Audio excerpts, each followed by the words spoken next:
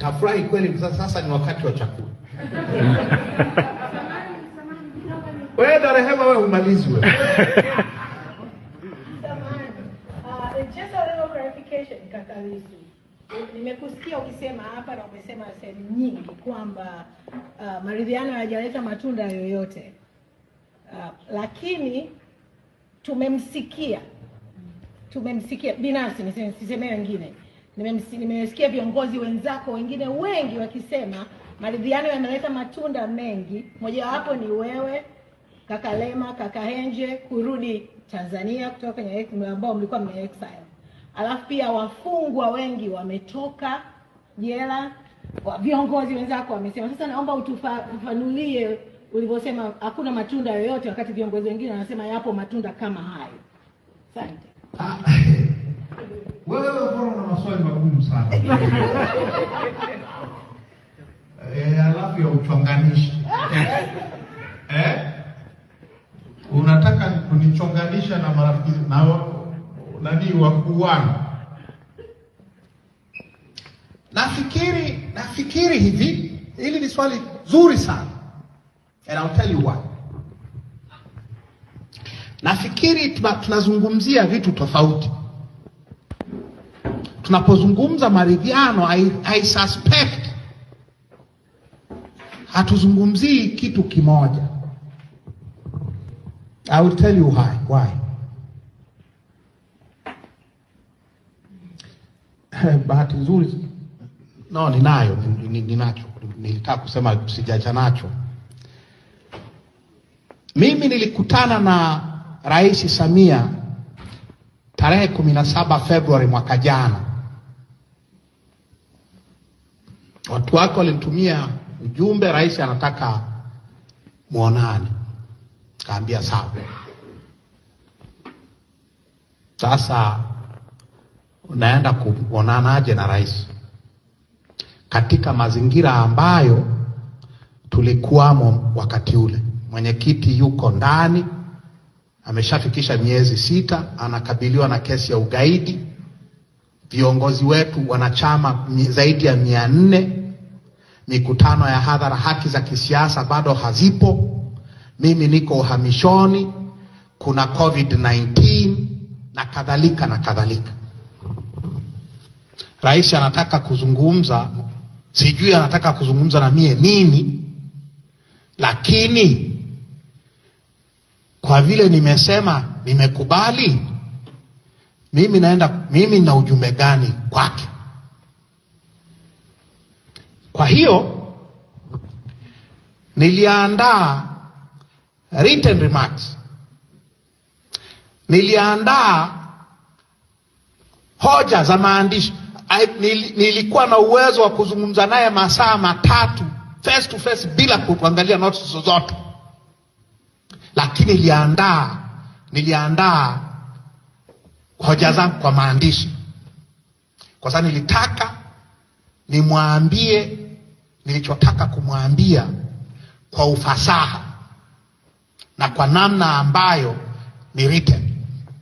Kwa nilikwenda kwenye ule mkutano na notebook yangu, my blue notebook iko hapa, nikiwa na hoja zangu zote za maandishi. Naomba unipe hiyo begi.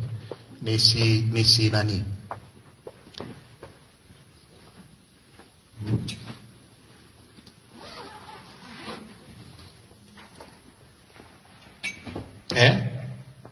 Niliandaa, sasa sitawasomea yote kwa msio na wasiwasi. Na mimi na njaa. Usiseme kafungua kitabu sasa. Lecture inaanza upya.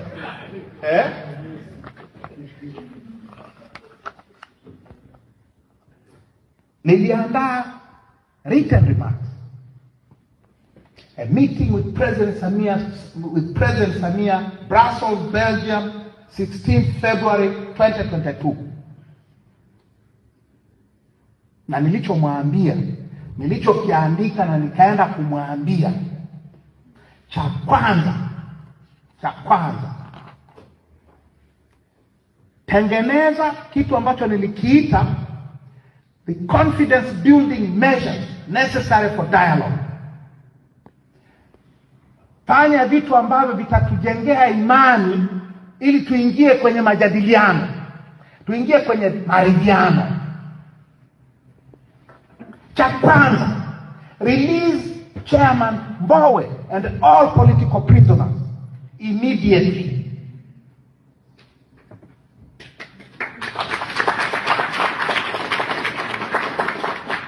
Mnanifahamu?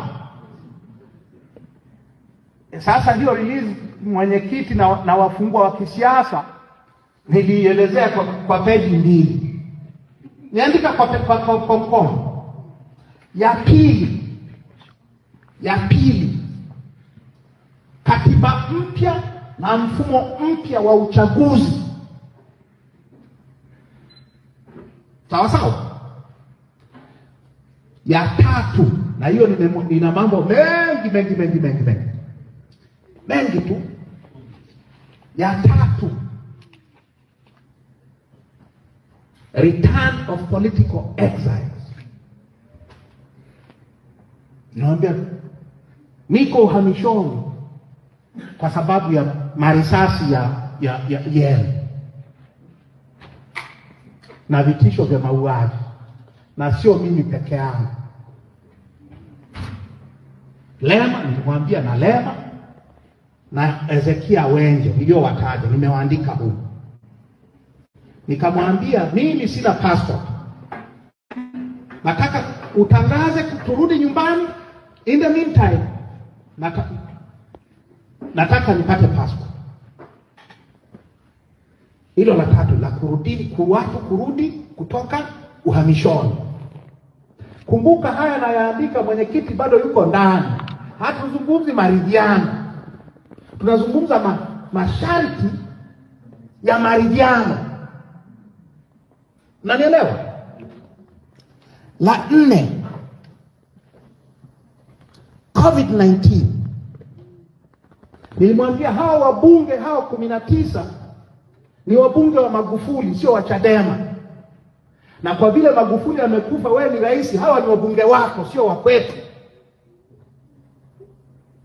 Hatuwezi tukapendana kama una nini? Unaendelea kuwalipa mshahara hao. Nilimwambia wewe ndio unayewalipa mshahara.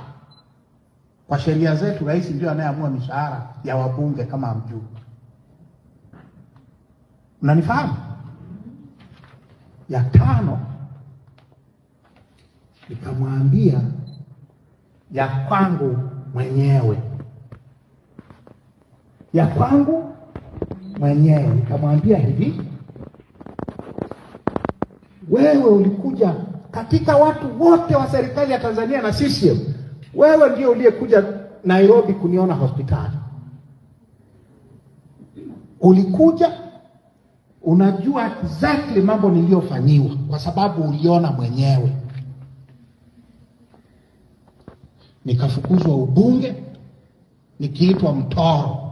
Wewe unajua kwa sababu ulikuja hospitali, unajua mimi sikuwa mtoro. Nimenyimwa haki zangu za kiinua mgongo na matibabu. Na hao waliotaka kuniua wanaitwa watu wasiojulikana mpaka leo. Nikaambia sasa, wewe ni rais leo, waambie hao wakuu wako wa usalama, wakuambie na waniambie nani aliyeniumiza hivi. Haya mambo 5. Na alisema nikirudi nyumbani naenda kumwachia mwenyekiti Mbowe na naenda kufungulia mikutano ya halali. Na kama kuna mtu anafikiria natunga, siku hiyo hiyo niliyozungumza naye nilitoa taarifa hadharani. It's on YouTube. Nimezungumza na rais mambo haya.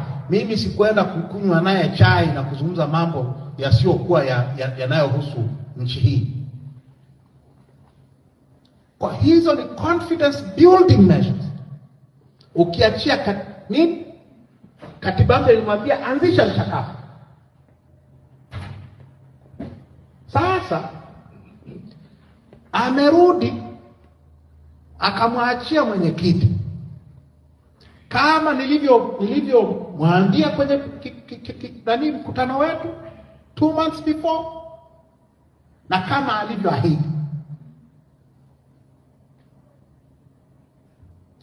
It took her another full year kuruhusu mikutano ya siasa. Aliahidi anaenda kuiachia mara moja, na wafungwa wa kisiasa kawaachia wengi sana, baki mmoja, wawili, watatu. Na mimi nilipata passport ndani ya mwezi mmoja, nikawa nimetengenezea passport. Wakati mwenyekiti yuko jela. Kwa hiyo ndugu zangu, yote haya yafanyika kabla ya nini? Hatujaanza kuzungumza lugha ya nini? Ya maridhiano. Of course mwenyekiti alipoachiliwa ndio ikazaliwa lugha ya nini? Lakini kumbukeni, tangu Oktoba 2021 walikuwa wanatuita kwenye vikao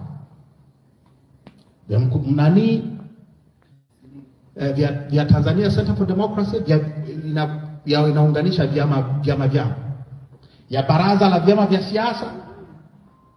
Tumeitwa kwenye mikutano makubwa 3 times, na mara zote tulisema hatutakuja kama mwenyekiti wetu yuko ndani, hatutakuja kama watu wetu wako ndani, hatutakuja kama vyama vya siasa viruhusiwi kufanya mikutano. Those are our preconditions for dialogue.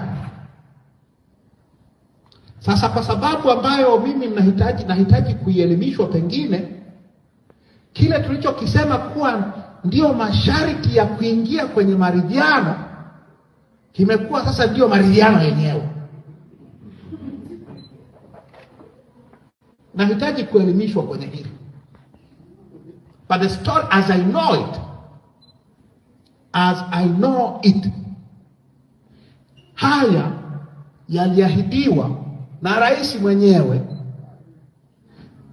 wakati mwenyekiti bado yuko jela. They cannot be matunda ya process ya mazungumzo yaliyoanza baada ya mwenyekiti kuwa amekuwa released. Haya madai yalikuwepo well before. Kama kuna mtu ana alternative facts, aiseme hadharani